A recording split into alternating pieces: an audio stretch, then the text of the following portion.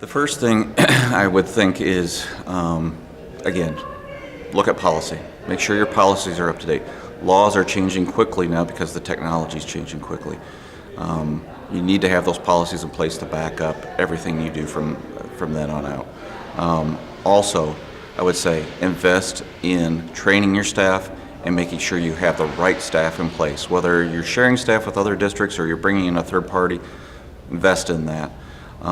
And as one thing I think you should think about too is how are you as a board protecting the information the board is using, because you're also accessing a lot of protected information.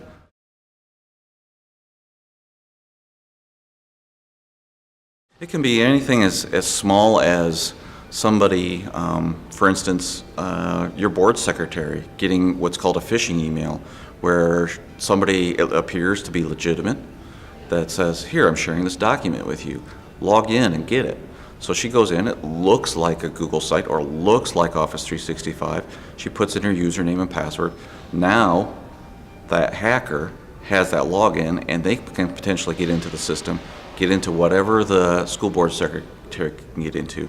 It could be anything from somebody actually using that or something else to break further into your systems, and like what happened in the Johnston School District, unfortunately, grabbing all kinds of student information and then publishing it out there in what's called the dark web, and then malicious people using that information for ill gain.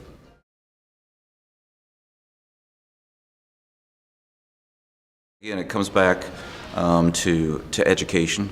There are a lot of technical things that can be put in place, and that's where you have good technical people to implement those things. But it's education of your staff to recognize, oh, well, this looks kind of suspicious. Don't click on it. Take the time to actually see where it's coming from.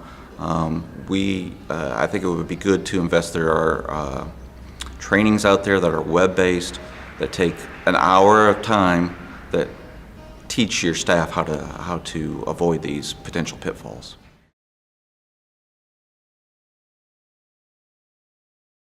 Phishing's you're going to get phished no matter whether you're a big school district or attempted to get hacked, whether you're a big school district or a small school district. Smaller school districts have a lot of, we don't have the staff, we don't have the finances to be able to hire a full-time security officer or even a full-time IT person even sometimes. That's where you need to be creative in talking to your neighboring districts, to other potential qualified services out there, working with your AEAs, and even contacting the state office of the CIO that is working on a lot of those security measures for all of state government.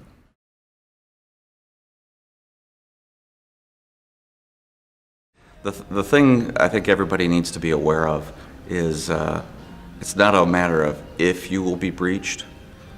You will be breached.